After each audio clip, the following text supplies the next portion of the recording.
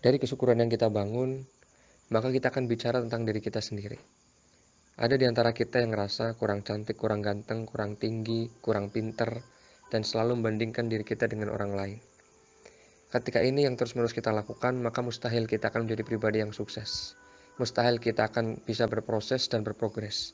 Yang ada, kita hanya akan menjadi pribadi yang terus mengutuk keadaan kita, terus menganggap diri kita remeh-temeh, sementara di sisi lain kita terus mengunggulkan orang lain.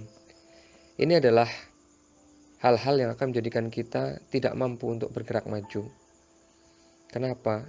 Karena ketika hari ini kita terus-menerus mengeluhkan keadaan kita, menganggap diri kita kurang ini, kurang itu, maka hal semacam itu akan membuat pola pikir kita menjadi pola pikir yang kerdil, pola pikir yang pesimis, pola pikir yang akhirnya menjadikan kita pribadi yang sama sekali tidak percaya diri. Tapi beda ketika hari ini kita mensyukuri, kemudian kita menjadi diri kita sendiri. Maka kita akan menjadi pribadi yang lebih optimis, lebih percaya diri, yang akhirnya ketika kita memiliki kepercayaan diri, ketika ada kesempatan-kesempatan, ketika ada peluang-peluang untuk maju, untuk tumbuh, untuk belajar, maka pasti kita ambil. Dan karena kita mengambil kesempatan-kesempatan itu, peluang-peluang itu, maka kemungkinan kita untuk jadi lebih baik, kemudian lebih berkualitas, lebih pandai, maka akan semakin besar. Tidak usah kita membandingkan diri kita dengan orang lain. Ingatlah bahwasanya setiap kita diberikan karunia berupa kekurangan dan kelebihan. Semuanya punya itu. Dan setiap orang berbeda karena bisa jadi kelebihan kita adalah kekurangan teman kita. Atau kekurangan kita adalah kelebihan teman kita. Itulah adilnya Tuhan. Memberikan kita dengan segala keunikannya masing-masing. Mungkin teman-teman pernah melihat yang namanya ikan. Ikan itu kemampuannya berenang, betul? Ya. Tapi kalau kita melihat atau menilai ikan itu dari caranya berenang, dari caranya terbang, kira-kira ikan itu keren atau payah? Payah, karena ikan kemampuannya berenang.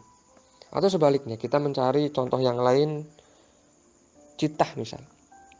Citah itu kemampuannya berlari. Kalau kita melihatnya, menilainya dengan standar dia suruh berenang, kita akan menganggap citah itu payah. Artinya apa teman-teman semuanya? Setiap kita punya potensi masing-masing. Ada yang jago matematika tapi lemah di olahraga mungkin. Ada yang jago nulis tapi lemah di menggambar. Ada yang jago nyanyi tapi di matematika lemah. Setiap kita istimewa, setiap kita punya kelebihan. Yang dari kelebihan ini kita jadikan sebagai bekal untuk bertumbuh, berproses jadi lebih baik, jadi lebih keren, ya. Bukan sebaliknya. Prinsipnya adalah fokus pada kelebihan yang kita miliki, kemudian minimalisir kekurangan-kekurangan yang ada. Jadikan kelebihan sebagai optimisme, kemudian kekurangan sebagai evaluasi bahwa kita adalah manusia biasa yang tidak terlepas dari kekurangan.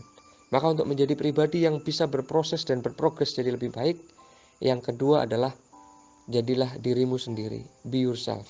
Stop comparing yourself with other people. Kenapa? Karena kamu itu unik. Jadilah the best version of you.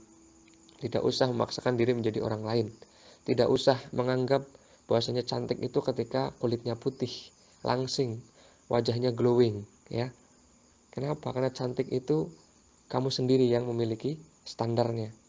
Tidak usah memaksakan diri untuk cantik menurut orang lain. Cantik itu dari dirimu sendiri. Begitu juga yang laki-laki.